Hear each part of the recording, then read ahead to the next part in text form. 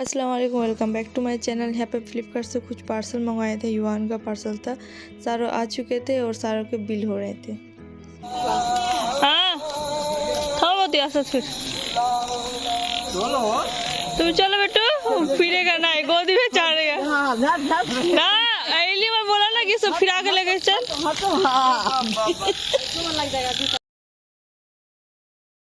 हाटते दिन में हाटर अभ्यास होवे, बयस हो गई और अब कोले ढोर मत नहीं हो। और जी यहाँ पे हम सब मिल के आए थे मेरी फूफी सास के घर। उनके घर में न्यूबॉर्न बेबी ने जन्म लिया था, तो हम सब मिल के वही न्यूबॉर्न बेबी को देखने आए थे। और मैंने ना यहाँ पे वीडियो नहीं बनाया था, क्योंकि सबकी अपनी अपनी चॉइस होता है, किसी को वीडियो में आना होता है, किसी को नहीं आना होता है। इसलिए मैंने नहीं बनाया कि क्या पता अगर किसी को नहीं आना हो और मैं वीडियो भी बना दूँ, वो बोल भी ना सके। इसलिए मैंने कोई वीडियो नहीं बनाया था। इसी वजह से मैंने थोड़ा सा युआन का ही बनाया था।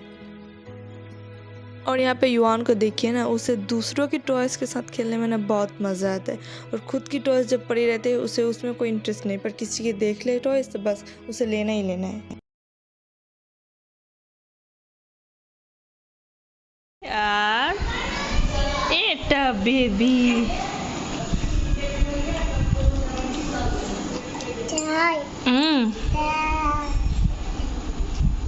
बोलो। और ये था नेक्स्ट मॉर्निंग, और हम आए थे मालदा शॉपिंग करने को, क्योंकि मेरे घर पे शादी थी। मतलब मेरी दो देवरों की, खुद की दो देवरों की शादी थी, और युआन का खतना भी था। और उसके लिए सब कुछ शॉपिंग था हमारा जो करना बाकी रह चुका था, वही हम सब यहाँ पे करने आए थे। सबसे पहले हम आए थे ट्रेंड्स युआन के कपड़े लेने। और मैंने इस घर से ही सोच के आया था कि अभी जो वेदर चल रहा है, जैसे ठंडी गर्मी, उस टाइप के वेदर से ही मैं कपड़े लूँगी। और मैंने कुछ सोचा था कि वो फुल स्लीव्स के भी कुछ कपड़े ले लूँगी, और कुछ शादियों में पहनने वाला भी कुछ कपड़े ले लूँगी युआन का। और बच्चों की कपड़ों के कलेक्शन ट्रेंड्स में था, पर मुझे मतलब नज़र तल कुछ पसंद ही नहीं आ रहा था। वही हम सब यहाँ पे घूम रहे थे और देख रहे थे। हस्बैंड भी यहाँ पे घूम रहा था और देख रहा था कि क्या लूँ। वही सब हम देख रहे थे पहले। और ये टी शर्ट ना सबको बहुत ही पसंद आया था, और मेरा फुल स्लीव था चाहिए था, तो फुल स्लीव्स भी था। पर मेरा ये था कि इस कलर का ड्रेस ना युआन एक बार पहन चुका था। मतलब कि ये 1-1.5 साल पहले युआन इस टाइप का ड्रेस पहन चुका था, तो मेरा उतना मन नहीं टान रहा था कि ये ले लूँ। तो सेम ही लगेगा ना कुछ देखने में, कि अगला साल भी हुई, इस साल भी हुई। इसलिए मैंने कहा कि ये छोड़ दो, कुछ और देख लो। तो यही सारे देख रहे थे। सुबह जी हमने ट्रेन से 3 टी शर्ट लिए थे।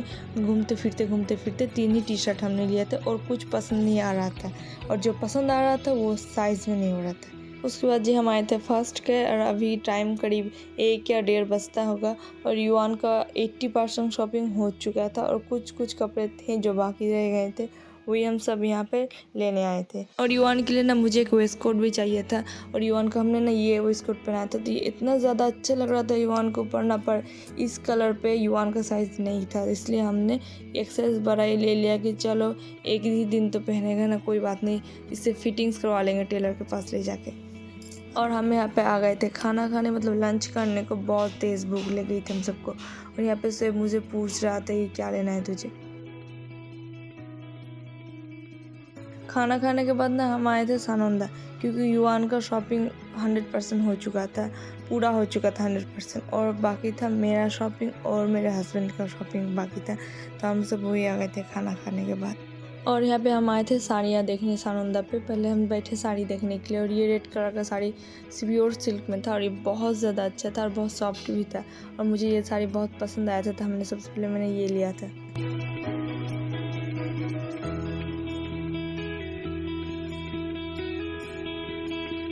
और यहाँ पे ना हस्बैंड और भाई भी कुछ कपड़े देख रहे थे। मैं आपको नेक्स्ट ब्लॉग में दिखाऊंगी कि मैंने क्या क्या शॉपिंग किया था। और यहाँ पे मैं ज़्यादा शूट भी नहीं कर पाई, क्योंकि मैं क्या करूँ, मैं बच्चे संभालूँ, बैग संभालूँ, या फिर कैमरा लेके इधर उधर दौड़े फिरूँ। और इतना ज़्यादा रश था पूरा दुकान पे कि बोलने के बाद नहीं। और घर आते आते ही बहुत लेट हो चुका था हमारा। और ये था नेक्स्ट डे, और शादियों की तैयारी भी बहुत ज़ोर शोर से स्टार्ट हो चुकी थी। और यहाँ पे गद्दे सूख रहे थे, और धनिया जीरा भी सूख चुका था, और युआन का भी कार्टून बन हो चुका था, तो वो अभी फ़िलहाल तो मेरे पास आ चुका था। तो फिर मैं उसे लेके गई उसे कार्टून के पास दिखाने, क्योंकि मैं क्या करती हूँ, जब तक मैं किचन का काम करती हूँ ना, मैं उसे कार्टून पर बैठा के रखती हूँ, क्योंकि घर में कोई मेम्बर नहीं होता उसे देखने के लिए। 10 बजते ही सारे मेम्बर्स अपने अपने काम के लिए बाहर चल जाते हैं। घर पर मैं और मेरी सासू माँ और मतलब कि युआन होता है। और अभी तो फ़िलहाल घर पे शादियों वाली सीज़न चल रहा था, तो इतना ज़्यादा काम है कि मतलब कि एक इंसान अगर बच्चे पकड़े तो दूसरा इंसान काम करे, तो दूसरा इंसान कितना काम करे, वही वाला सिचुएशन हो जाता है ना। इसलिए युवान को अभी फ़िलहाल तो 3-4 दिन से मतलब कार्टून के ही बैठा देते हैं और हम सब घर के काम ही करते रहते हैं। और यहाँ पे मैं कर्टन्स निकाल रही थी धोने के लिए, मतलब धोना कल था वॉशिंग मशीन पे, मैंने आज ही मैं निकाल के रख रही थी कि थोड़ा सा आसान हो मेरे लिए कल का दिन। और यहाँ पे कपड़े दिए थे हमने वॉशिंग मशीन पे कुछ सूखने को, मतलब कि धोने को, तो वो सूख चुका था, तो वही मैं छत में आई थी वो डालने को धूप में।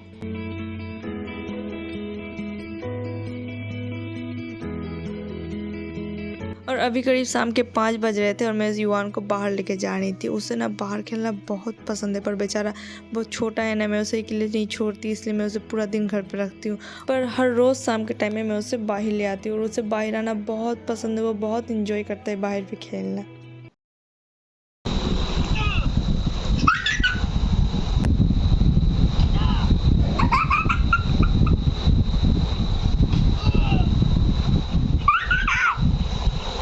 और अभी ना करीब 9 बज रहा था और मेरा गुलगुला बनाने का बहुत मन कर रहा था, तो मैं आ गई थी गुलगुला बनाने। और मैंने ना भर के 2 कप लिए थे, यहाँ पे ये हाफ कप था, इसलिए मैंने इसे 4 बार लिया था। और गुलगुला बनाने का एक और भी रीज़न था, क्योंकि मैंने घर पे ना मिठाई बनाया था, तो उसका बहुत सारा चाशनी बच चुका था और वो मुझे इस्तेमाल भी करना था, तो मैंने सोचा चलो गुलगुला में इस्तेमाल कर लूँगी। और यहाँ पे ना मैंने 2 टेबलस्पून भर के सौंफ इस्तेमाल किया था, मुझे सौंफ ज़्यादा पसंद है, इसलिए मैंने ज़्यादा क्वान्टिटी इस्तेमाल किया। आपको अगर कम पसंद हो तो आप कम भी कर देना। और थोड़ा सा नमक भी ऐड किया था। और यहाँ पर मैंने लिया था 1/4 टीस्पून बेकिंग सोडा। और यहाँ पर मैंने हाफ़ टीस्पून बेकिंग पाउडर जाएगा, तो मेरे पास हाफ़ टीस्पून मुझे मिल नहीं रहा था, तो इसलिए मैंने 1/4 टीस्पून को ही 2 बार इस्तेमाल कर दिया। उसके बाद ना इसमें 2 टेबलस्पून क्रीम जाएगा। अगर आपके पास क्रीम नहीं हो ना, तो आप 2 टेबलस्पून भर के मलाई भी ऐड कर देना। मलाई या क्रीम ऐड करने से ना गुलगुला बहुत सॉफ्ट होता है और बहुत मतलब कि टेस्ट बहुत इन्हेंस हो जाता है इसका। और पहले ना सारे ड्राई इंग्रेडिएंट्स को अच्छी तरह से मिला लेना। उसके बाद जी मैंने यहाँ पे लिया था 1 कप चाशनी। आप नज़दीक से ज़रा देखना चाशनी को, मतलब कप भरा हुआ नहीं है, थोड़ा सा खाली है कप। और सच कहूँ तो ये चाशनी वेस्ट ना हो, इसलिए मैं यहाँ पे गुलगुला बना रही थी। और चाशनी ऐड करने के बाद ना इसे रफली मिला लेना है।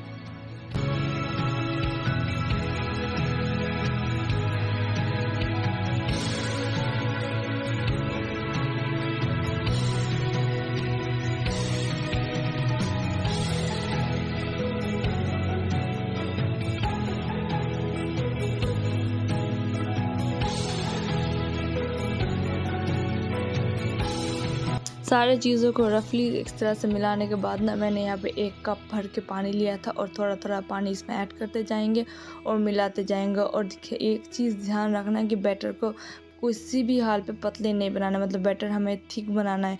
और मतलब कि पतली बैटर से ना किसी भी तरह से गुलगुला नहीं बनता। और इसी बैटर को ना जितना भी आप फेंटोगे ना, जितना भी फेंटोगे वो उतना ज़्यादा मतलब कि एयरी होते जाएगा, उसमें हवा भरती जाएगी और गुलगुला उतना ज़्यादा अंदर से फ्लफ़ी और मतलब कि सॉफ्ट होगा।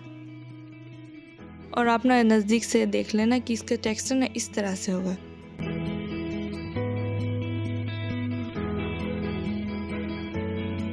और बीच में ना मैंने इसे टेस्ट भी किया था, तब मुझे चीनी थोड़ा सा मतलब मुझे मीठा थोड़ा सा कम लगा, तो मैंने यहाँ पे 2 टेबलस्पून भर के चीनी ऐड कर दिया और इसे हाथों के थ्रू अच्छी तरह से मैं इसे बीट भी कर लूँगी।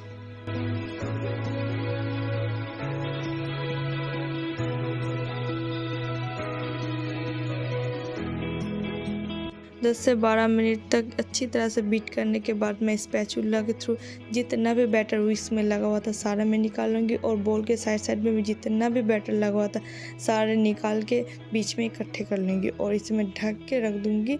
मतलब कि 10 से 15 मिनट तक इसे रेस्ट करने के लिए मैं ढक के रख दूँगी। 2 कप आटे का गुलगुला बनाने में हमने इस्तेमाल किया था 1 कप शीरा और 1 कप भर के पानी। यहाँ पे 1/3 कप इस्तेमाल हुआ था और थोड़ा सा पानी नीचे बच भी गया था। यह देखिए मैं आपको नज़दीक से भी दिखा रही थी। 10 से 15 मिनट हो चुका था और मैं आपको गुलगुला की बैटर की कंसिस्टेंसी दिखाती हूँ। ये देखिए विक्स में लिया तो एकदम से नहीं गिरता, ये बहुत स्लोली गिरता है। इसके बैटर कितना ज़्यादा थिक है।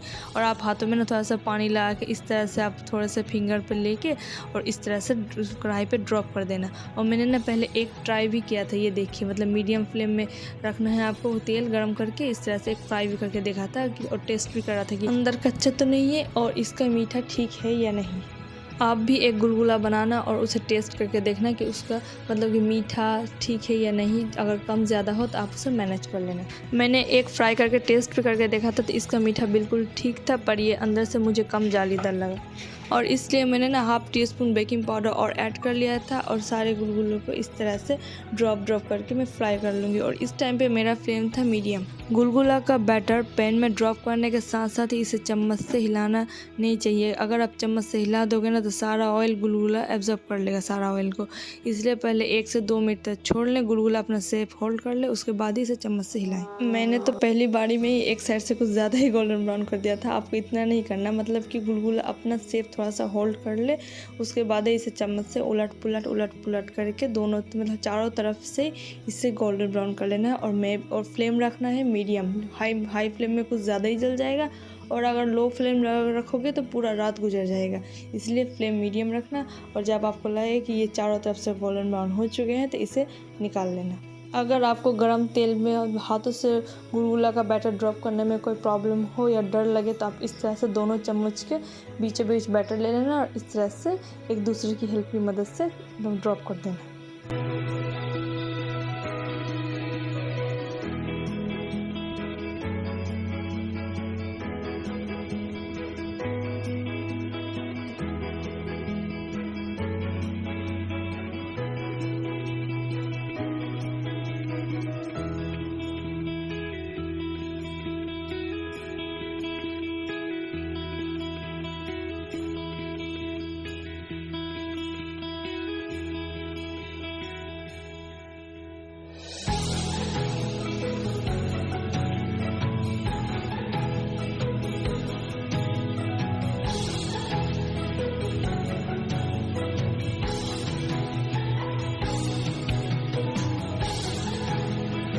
ये देखिए, देखते ही देखते मैंने सारे गुलगुला फ्राई कर लिया था और ये देखिए मैं आपको एक तोड़ के भी दिखाती हूँ।